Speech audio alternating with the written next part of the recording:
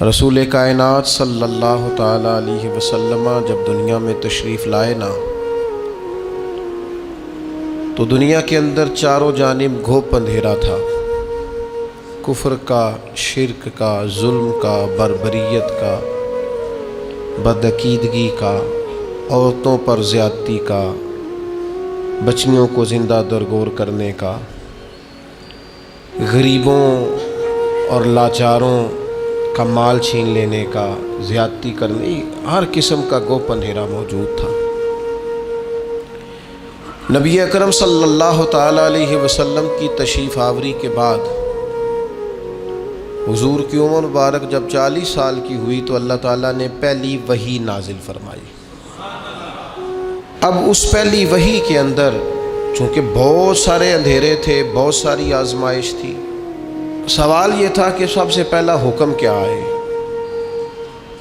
سب سے پہلے توحید کی بات کی جائے، سب سے پہلے غریب کی بات کی جائے، سب سے پہلے عورتوں کے حقوق کی بات کی جائے، سب سے پہلی بات کیا کی جائے؟ لیکن قربان جائیں، جب پہلی وحی نازل ہوئی ہے تو پہلی بات یہ کی گئی کہ اقرا، پڑھیے، اقرا بسم ربک الذی خلق، پڑھیے اپنے رب کے نام سے جس نے پیدا کیا ہے۔ ان سارے اندھیروں کے بیچ جس اجالے کی سب سے پہلے بات کی گئی وہ علم کا اجالا ہے۔ پہلے پڑھیں، علم حاصل کریں۔ جب انسان پڑھتا ہے، علم حاصل کرتا ہے تو پھر اسے پتہ چل جاتا ہے کہ عقیدہ توحید کتنا ضروری ہے۔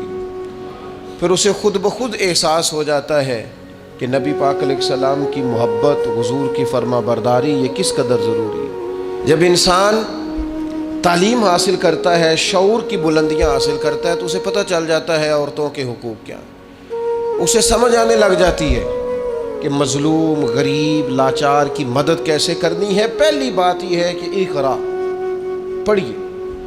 تعلیم ایک ایسا نور ہے جو سارے اندھیروں کو دور کر دیتا ہے۔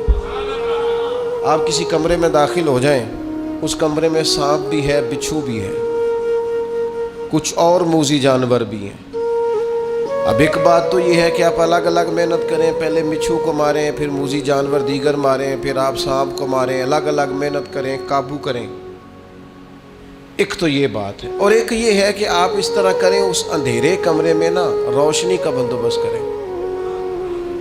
آپ اس میں چراغ جلا دیں، سانپ بھی دوڑنا شروع کر دے گا، نکل جائے گا، بچھو بھی نکل جائے گا، چونکہ یہ سب اندھیرا ڈھونڈتے ہیں۔ آپ روشنی کر دیں، یہ نکل جائیں گے سارے۔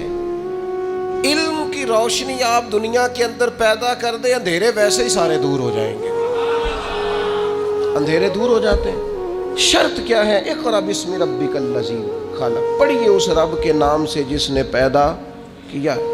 تعلیم جب انسان اپنی زندگی میں لے آتا ہے اور تعلیم جب انسان حصول کی کوشش شروع کر دیتا ہے، میں علم کی تقسیم دو طرح سے کیا کرتا ہوں۔ میری رائے ہے کہ علم دو ہے، ایک علم خالی علم ہے اور ایک علم نافع ہے۔ ایسا علم جو شخص حاصل کرتا ہے جس سے کوئی نفع حاصل نہیں ہوتا تو اس علم کی کوئی ضرورت نہیں، لیکن وہ علم جس سے نفع حاصل ہو، وہ دینی علم ہو یا کسی ہنر کا علم ہو، کسی ٹیکنالوجی کا علم ہو جس سے انسانوں کا فائدہ ہو، وہ سارے علوم جو فائدہ مند ہوں وہ علم ہے۔ مولانا صاحب بڑے عالم ہیں، بڑے فقیہ ہیں، بڑے زبردست ہیں، بات بڑی مضبوط کرتے ہیں اور استدلال بڑا عمدہ کرتے ہیں اور قوت استدلال بڑی رکھتے ہیں، لیکن اگر مولانا کو مائک چلانے والا مائک ہی نہ چلا کے دے اور بنانے والا بنا کر ہی نہ دے تو وہ بات آگے پہنچائی جا سکتی ہے؟ تو یہ جس بندے نے اس کا علم حاصل کیا، اس کا علم بھی علم نافع ہے، اس نے بھی فائدہ کیا ہے۔ مدرسہ قائم کیا جائے گا، اس میں تعلیم کی بات ہوگی، ویسٹ کوٹ پہن کے مولانا ہی بیٹھیں گے پڑھانے کے لیے، لیکن جس نقشہ نویس نے اسے بنایا ہے نا، مرتب کیا ہے کس طرح کا بنانا ہے، اس کا علم بھی علم نافع ہے، اس کا علم بھی فائدہ مند ہے۔ شخص نے، معمار نے، مستری نے یہاں اینٹیں لگائی ہیں، کام کیا ہے، جس نے نگرانی کی ہے، اس کا علم بھی علم نافع۔ ہم ایک دوسرے کی ضرورت کو محسوس کریں، اور جتنے بھی علوم لوگوں کے لیے فائدہ مند ہیں ان سب علوم کی اہمیت کا اقرار کریں، اور پھر دنیا کے اندر سفر کریں تاکہ مسلمانوں کی آنے والی نسل علوم والی ہو، علم و حکمت والی ہو۔ ضرورت پڑ گئی تھی نا کشتی بنانے کی، تو بنائی نا کشتی حضرت نوح علیہ السلام نے۔ ضرورت پڑ گئی تھی نا کپڑے سینے کی، تو سیے نا کپڑے جناب ادریس علیہ السلام نے۔ ضرورت پڑ گئی تھی نا تو حضرت آدم علیہ السلام 1000 پیشہ جانتے تھے، 1000 زبانیں بولتے تھے۔ وَعَلَّمَ آدَمَ الْأَسْمَاءَ كُلَّهَا۔ رب فرماتے ہیں ہم نے آدم کو علم سکھایا ہے۔ لوگ تو کلی کا انکار کرتے ہیں، انہیں فرمایا کلہا، کل علم سکھائے جناب آدم علیہ السلام۔ حضرت آدم کی جو فضیلت ہے وہ بھی علم کی وجہ سے۔ علم کا حصول اور علم کی طرف اسلام کبھی بھی علم اور تحقیق سے عداوت نہیں رکھتا۔ اسلام کہتا ہے بار بار قرآن میں تدبر کرو، غور کرو، فکر کرو، معنی عکس کرو۔ امام محمد رحمۃ اللہ علیہ ساری رات بستر پہ لیٹے رہے، ان کا شاگرد ساری رات قریب نفل پڑھتا رہا۔ کہتا ہے امام صاحب سویرے اٹھے، وضو بھی نہیں کیا، نماز کی نیت باندھ لی، اور میں اللہ اللہ کرتا رہا، اور دل میں ہلکا سا خیال بھی آیا تھا کہ جناب دیکھو میں نیک آدمی ہوں، میں نے اتنی عبادت کی اور امام صاحب سوئے ہوئے۔ فرماتے صبح جب وہ بیدار ہوئے اور بغیر وضو کے مصلی پہ کھڑا ہو گئے تو اب مجھے تشویش ہوئی۔ میں نے کہا حضور آپ سوئے نہیں؟ فرمایا نہیں۔ کہا حضور ساری رات باوضو لیٹے رہے؟ فرمایا ہاں۔ کہا حضور کیا کرتے رہے؟ فرمایا تم اپنے لیے کام کرتے رہے، میں نبی پاک کی امت کے لیے کام کرتا رہا۔ میں نے قرآن و حدیث سے 100 مسئلہ تدبر کر کے، غور کر کے عرض کیا، 100 مسئلہ نکالا میں نے۔ اس مسئلے میں امت کو کیا ضرورت ہے، اس میں امت کو کیا ضرورت ہے، اس سے کون کون سے مسائل لغز ہوتے ہیں، 100 مسئلہ میں نے نکالا ہے۔ اس لیے نبی پاک علیہ السلام نے فرمایا عالم کی فضیلت عابد پر اس طرح ہے جس طرح میری فضیلت تم میں سے کسی چھوٹے پر ہے۔ علم کو حضور نے درجہ عطا کیا، نبی پاک علیہ السلام نے درجہ دیا۔ قرآن مجید نے کہا قُلْ هَلْ يَسْتَوِي الَّذِينَ يَعْلَمُونَ وَالَّذِينَ لَا يَعْلَمُونَ۔ اے محبوب آپ ان سے فرما دیں کیا علم والے اور علم نہ رکھنے والے برابر ہو سکتے ہیں؟ یہ کبھی بھی برابر ہے۔ علم کی حوصلہ افزائی، تعلیم کی حوصلہ افزائی۔ آج مسلمانوں کا مسئلہ یہ ہے کہ مسلمان فروغ علم پر کردار نہیں ادا کرتے، ادارے نہیں قائم کیے جاتے، تعلیمی بنیادوں کو مضبوط نہیں کیا جاتا۔ ہم غریب کی مدد کرنا چاہتے ہیں، بھوکے کو کھانا کھلانا چاہتے ہیں، کمزور کو کپڑے پہنانا چاہتے ہیں، لیکن جو اس کی اصل مدد ہے وہ کیا ہے؟ وہ اصل مدد تو یہ ہے کہ آپ اسے علم سکھائیں، اسے ہنر سکھائیں۔ پہلے 1 آدھ 2 4 لوگ تھے کھانا کھلانے والے، پھر کھانا کھلانے والے سینکڑوں ہوئے تو کھانے والے بھی ہزاروں ہو گئے۔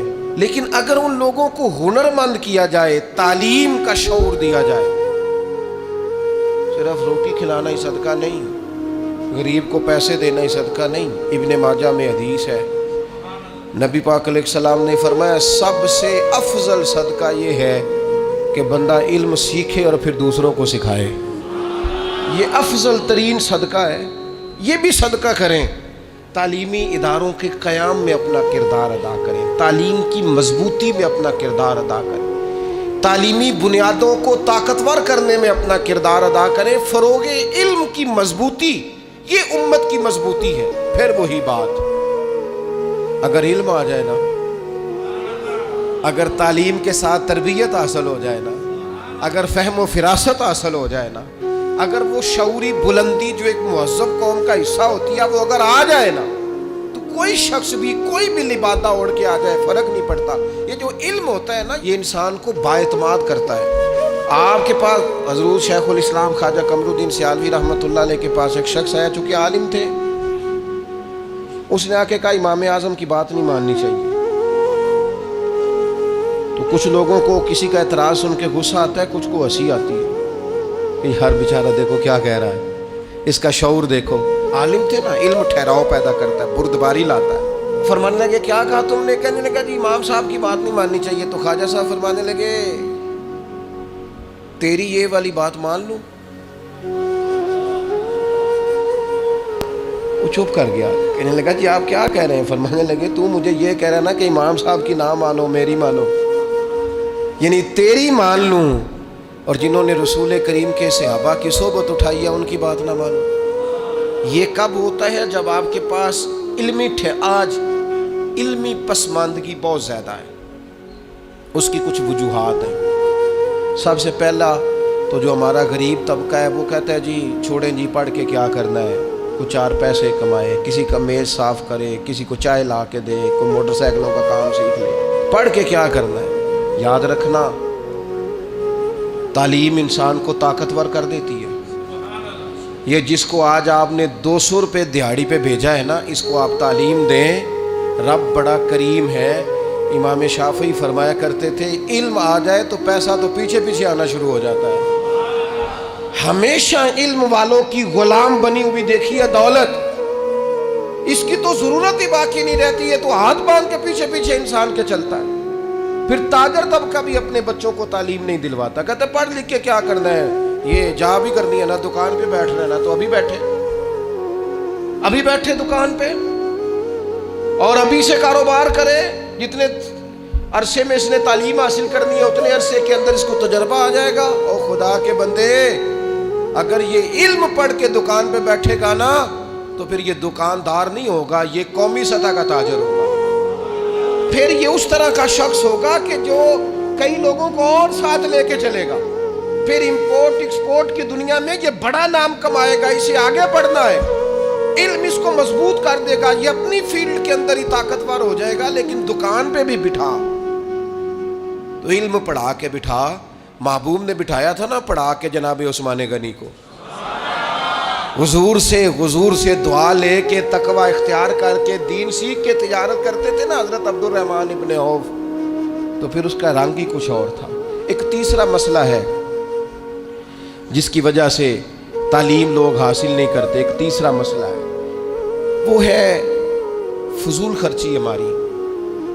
ہم دیگر جگہوں پہ پیسے زیادہ خرچ کرتے ہیں، تعلیمی اداروں کی طرف ہماری توجہ، جتنے پیسے ہم شادیوں پہ اڑاتے ہیں نا، دعوتوں پہ لگاتے ہیں، ان سب کو سمیٹ لو، اپنے بچوں پہ لگا دو، ان کی تعلیم پہ لگا دو. آپ ان کو باشعور کر دو. ایک عربی شاعر کا مقولہ ہے، اس نے کہا تھا یتیم وہ نہیں ہوتا جس کا ماں باپ نہیں ہوتا، یتیم تو وہ بچے ہوتے ہیں جن کو کوئی تعلیم و تربیت نہیں دیتا. وہ یتیم ہوتے ہیں بچے جن کو کوئی تعلیم نہیں دلواتا، کوئی تربیت نہیں کرتا، وہ یتیم رہ جاتے ہیں. وہ لاوارث ہیں بنیادی طور اس لیے کہ کسی نے بندوبست ہی نہیں کیا. موٹر سائیکل لے کے دیا، تو نے کتاب کیوں نہیں لے کے دی؟ تو نے اسے مہنگی گھڑی پہنائی ہے، تو نے اسے تفسیر کیوں نہیں لے کے دی؟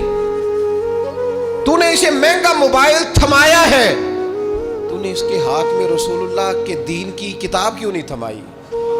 ہم نے فضول خرچیاں کی، ادھر کی ادھر کی، یہاں کی وہاں کی، لیکن اپنے بچوں کی تعلیم پر ہم نے خرچ تھوڑا کھائیں، سادہ کھائیں، سادہ لباس پہنیں، لیکن سرمایہ بچوں کی تعلیم پر لگائیں. اور میں ہمارے ہاں آج کل محفلیں ہوتی ہیں، آپ محفل کرانے والے سے کہیں اللہ خیر کرے اس کے پاس 10 لاکھ بھی ہے، اتنے بھی جلسہ کرنا ہے اتنے بھی جلسہ کرنا ہے. اسے کہیں مدرسے پہ پیسے خرچ کرنے ہیں، کہتے دیں گے تو 50,000 زکوٰۃ دائی تو بعد. کیا مطلب؟ اب میں تو تھک گیا ہوں اس کام سے. میں کہتا ہوں جلسے تو وہ تو مطلب محفلیں تو وہ ہو رہی ہیں اور ہوتی رہیں گی، لیکن یہ عجیب بات ہے نا کہ جلسوں پہ جانے والے مولوی نعت خواں پیر وہ امیر ہوتے جا رہے ہیں اور مدرسے غریب ہوتے جا رہے ہیں. سارا کچھ ہو رہا ہے لیکن ہم وہ کام کرنے کو تیار نہیں جو اصل کام ہے، جس سے روح انقلاب برپا ہوگی. اس طرف ہماری توجہ نہیں. ادھر ادھر کا خرچہ جتنا مرضی کرا لیں. آپ دیکھ لیں کہ عرسوں اور قوالیوں پہ اور درباروں پہ اور کبوں پہ کتنا خرچ ہوتا ہے، اور مدرسوں پہ کتنا خرچ ہوتا ہے، کتابوں پہ کتنا خرچ ہوتا ہے. تو تعلیمی مزاج پیدا کریں، علم کو سپورٹ کریں، ہمیشہ تعلیمی اداروں کو سپورٹ کریں، اس طرف فروغ علم میں اپنا کردار ادا کریں. باقی नाम व नमूद के लिए इधर उधर निकल जाना, ज़ाती शोहरत के लिए काम करना, खुदा रहा इससे बाहर आ जाए। और एक चौथा सबब भी है हमारे बच्चों के ना पढ़ने का, वो है जो तलबा तालबात के वालिदैन होते हैं ना, वो बच्चों की तालीम पर तवज्जो नहीं देते, बच्चों के सरपरस्त गौर ही नहीं करते, ख्याल ही नहीं करते। मदरसा दाखिल करा दिया इदारे में बच्चे को, फिर कभी पलट के पूछा नहीं इसकी काबिलियत क्या है, ये क्या पढ़ता है। मैं हमेशा दोस्तों से कहा करता हूँ मदरसों में बच्चे ना दाखिल कराएं, मदरसों के साथ वाबस्ता हूँ। आप आएँ, उसकी मालूमात करें, उसके बारे में पूछें क्या पढ़ता है, कहाँ पहुँचा है, क्या कर रहा है। लेकिन ये दिलचस्पी नहीं होती, बल्कि बड़े एहसान जतलाते हैं वालिद साहब। नाराज ना होइएगा, वालिद कहते हो जी मुझे तो काम से फुर्सत नहीं। कौन सा काम? साल के बाद दोस्तों के साथ मरी जाने वाला काम। कौन सा काम? होटलों पे खाने खाने का काम। कौन सा काम? मोबाइल देखने का काम। किस काम से फुर्सत नहीं? इल्ला माशाल्लाह। मैं तो बिजी रहता हूँ, लिहाजा मैं बच्चे के पीछे, तो कौन जाएगा बच्चे के पीछे? कौन खबर? मैंने पहले भी कहा था, हमने अपने बच्चों को सारा कुछ दिया है, एतमाद नहीं दिया। उनके साथ तो कोई शख्स अगर जुल्म ज्यादती कर रहा होता है तो वो हमें बताते नहीं, इसलिए कि वालिद तो इतना गुस्सा करेंगे, कहाँ बात चली जाएगी, वो तो बात सुनेंगे नहीं। हमारा बच्चा हमारा दोस्त हो, वो हमसे अपना दुखड़ा तो कह सके, उसके अंदर अगर कोई परेशानी है तो वालिदैन से डिस्कस तो कर सके, उनको बता तो सके यहाँ मैं आजमाइश का शिकार हूँ। लेकिन वो हमारा मिजाज ही नहीं, टाइम ही नहीं हमारे पास, इतना कौन वक्त दे के बच्चों को। याद रखना, सबसे कीमती सरमाया अगर हमारे पास कोई है तो हमारी औलाद है। मैं उन खूबसूरत मिजाज के वालिदैन को जानता हूँ जो सालों से किसी देहात में रह रहे थे, पर हिजरत करके इलाका छोड़ के शहर में आए। किस लिए आए? मेरे बच्चे पढ़ जाएं, इनको तालीम मिल जाए। किस लिए उन्होंने डबल डबल नौकरियां की? मेरे बच्चे पढ़ जाएं। थोड़ा सा बच्चों के पीछे आए, उनकी सरपरस्ती करें, आप उनसे पूछें कि वो क्या चाहते हैं, उनके असातिज़ा के साथ अटैच हो। ये बच्चा है, नरम नाजुक कॉम्पल जो होती है ना, उसको कई चीज़ों की ज़रूरत होती है। पौधे को पानी भी चाहिए, उसे मुनासिब नमी की ज़रूरत है, उसे सूरज की तमाज़त की ज़रूरत है। अगर उसके साथ कोई जड़ी बूटी आएगी तो वो काटने की भी ज़रूरत है। ये सारी ज़रूरियात बनेगी तो पौधा बड़ा होगा। हम ये काम ही नहीं करते, बच्चों की सरपरस्ती नहीं की जाती। और एक पांचवा सबब है तालीम के आम न होने का, वो ये है कि तालीम बिकती है, तालीम की तिजारत होती है।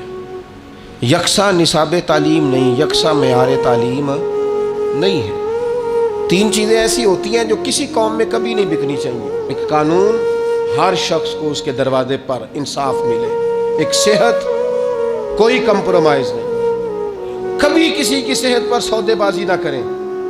मैं बड़े दर्द से कहता हूँ, सेहत और मेडिकल से वाबस्ता लोगों के साथ तुम जब किसी से पूछते हो ना कि तुम्हारा इलाज होना है, कितने को पैसे खर्च कर लोगे, जब तुम ये सवाल पूछते हो तो कभी सोचते हो कि इस जगह अगर मेरा कोई अपना होता तो फिर भी मैं इसकी सेहत पर तिजारत करता?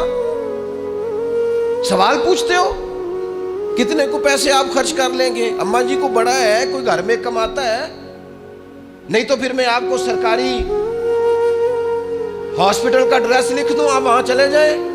कुछ तो ख्याल करें, कुछ तो सोचें। सेहत पर भी कमाई की जाएगी, कानून पर भी और तालीम को भी बेचा जाएगा। वो आलिम, वो वाइज, वो खतीब जिसने अलिफ बा ता सा से लेकर बुखारी शरीफ तक मुफ्त पढ़ा है उस्तादों से, मुझे को कहता है तकरीर करानी है तो कहता है 40,000 है तुम्हारे पास, तू 40,000 दे के पढ़ा है? तूने पैसे दिए हैं पढ़ाई के? ये मिजाज ख़त्म करें, तालीम को कभी ना बेचें। तालीम जब तक इस बुनियाद पर ना हो हमने खैर खाई करनी है। हमारे उस्ताद साहब फरमाया करते थे, तलबा से फरमा बरदारी का भी लालच पैदा ना करना, इस बात का भी लालच पैदा न करना कि ये तुम्हारे जूते उठा के तुम्हारे सामने रखेंगे। इन्हें खालिस अल्लाह की रिज़ा के लिए पढ़ाना, रब तुम्हारे दिलों में नूर पैदा फरमा देगा। तालीम को तिजारत बना लिया गया है, मिजाज नहीं है। अब जिसके पास पैसे हैं वो महंगे इदारे में अपने बच्चों को पढ़ा ले, जिसके पास नहीं है, सरकारी बिल्डिंगें बड़ी बड़ी हैं स्कूलों कॉलेजों की, लेकिन वहाँ अगर मेयार को ठीक किया जाए वहाँ, और ये जितने लोग बाद में बड़ा कॉलेज बनाते हैं ना, ये सारे सरकारी स्कूल में पढ़े हुए हैं। یہ جو بعد میں کہتے ہیں نا کہ میں نے 4000 روپیہ فیس لینی ہے پہلی کلاس کی، یہ خود 3 روپیہ مہینہ دیا کرتے تھے.